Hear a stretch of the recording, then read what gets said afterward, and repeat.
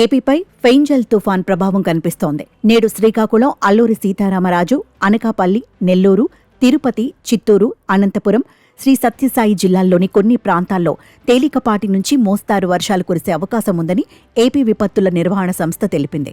Vizianagaram, Parvathipuram Manyam, Visakhapatnam, Kakinada, doctor BR Ambedkar Konaseema, తూర్పు గోదావరి, పశ్చిమ గోదావరి, ఏలూరు, కృష్ణా, ఎన్టీఆర్, పల్నాడు, గుంటూరు, బాపట్ల, ప్రకాశం, కర్నూలు జిల్లాల్లోని కొన్ని ప్రాంతాల్లో తేలికపాటి వర్షాలు కురిసే అవకాశం ఉందని తెలిపారు.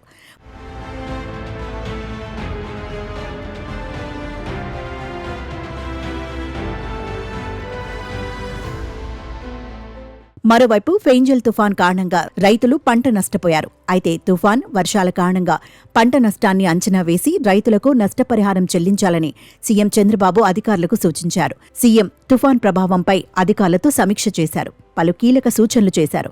అంతేకాదు, వర్షం కారణంగా తడిసిన ధాన్యం ఉంటే రైతులకు ఇబ్బంది లేకుండా కొనుగోలు చేయాలి అన్నారు. మరో 1-2 రోజులు అప్రమత్తంగా ఉండాలని అధికారుల్ని ఆదేశించారు. మొత్తం 53 మండలాల్లో తుఫాన్ ప్రభావం ఉందని, భారీ వర్షాలు కురిసిన ప్రాంతాల్లో సహాయ పునరావాస శిబిరాలు ఏర్పాటు చేయాలని సూచించారు.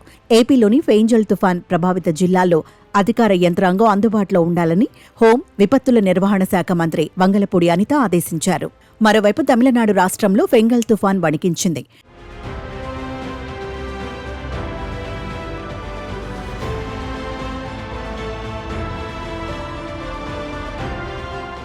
తమిళనాడు, పుదుచ్చేరి సమీపంలో తీరాన్ని తాకిన తుఫాన్ తీవ్ర అల్పపీడనంగా మారింది. దీంతో సోమవారం తమిళనాడులోని పలు జిల్లాల్లో అతి భారీ వర్షాలు కురిశాయి. కాగా తుఫాను బలహీనపడి అల్పపీడనంగా మారడంతో నీలగిరి, ఈరోడ్, కోయంబత్తూర్, దిండిగల్, కృష్ణగిరి సహా పలు ప్రాంతాల్లో భారీ వర్షం కురిసే ఛాన్స్ ఉందని వాతావరణ శాఖ అధికారులు హెచ్చరించారు. ఫెంగల్ తుఫాన్ తమిళనాడులో ఘోర విషాదం నింపింది. భారీ వర్షాల ధాటికి 18 మంది మృతి చెందారు. తుఫాన్ వల్ల కురిసిన భారీ వర్షాలకు తిరువన్నమలైలో కొండచర్యలు విరిగిపడ్డాయి. ఈ ఘటనలో 7 మరణించారు. అందులో 5 పిల్లలు సహా 2 పెద్దవారి మృతదేహాలను అధికారులు గుర్తించారు.